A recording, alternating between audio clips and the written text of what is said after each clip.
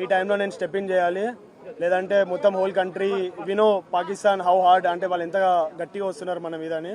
So ఆ టైంలో నన్ను నేను బ్యాక్ చేసుకుని కంట్రీని ఒకసారి మైండ్లో పెట్టుకుని ఆడాలి.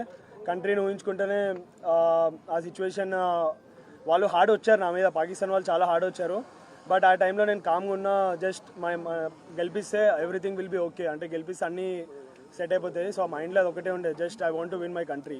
అఫ్ కోర్స్ పాకిస్తాన్ అంటే ఈ మన ఆపరేషన్ సింధూర్ తర్వాత ఇంకా చాలా హార్డ్గా వచ్చారు వాళ్ళు మా మీద. మేము ఆడేది game, it's just a sport.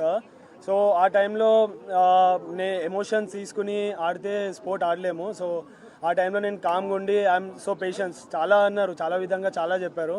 But camera ముందు అవన్నీ నేను ఇప్పుడు చెప్పలేను. బట్ ఆ టైంలో నేను కామ్గా ఉండి రిజర్వ్ ఉండి ఐ నో ఓన్లీ బ్యాట్తోనే మనం గెలిపిస్తే ఎవ్రీథింగ్ విల్ బి అంతా ఇంకా కామ్గా అయిపోతారు వాళ్ళు. Class bowler of course, but ఆ టైంలో నేను నన్ను అనుకున్నా I'm the best player.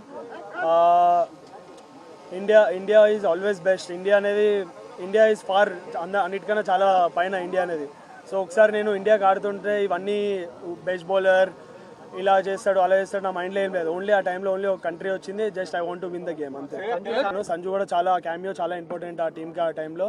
Next Dubey వచ్చాడు. దుబే వాజ్ స్లైట్లీ కొద్దిగా ప్రెషర్లో ఉండే స్టార్టింగ్లో, తర్వాత ఇన్నింగ్స్ చాలా బాగా బిల్డ్ చేశాడు. సో దట్ హెల్ప్ నాకు పర్సనలీగా యాజ్ ఎ పార్ట్నర్షిప్ హెల్ప్ అయింది, also for the country. So ఒక ఎండ నువ్వు ఆడుతూ ఉండు, వేరే ఎండ్ నుంచి నేను కవర్ చేస్తానని చెప్పి దుబే కన్నా. బట్ దుబే అవుట్ అయ్యాడు, బట్ నేను స్టార్టింగ్ నుంచే కాన్ఫిడెంట్గా ఉండే I will finish the game అని. So yeah, by God grace I have done it. అదరగొట్టే కారం రంగు రుచి ఆచి కారం పొడి.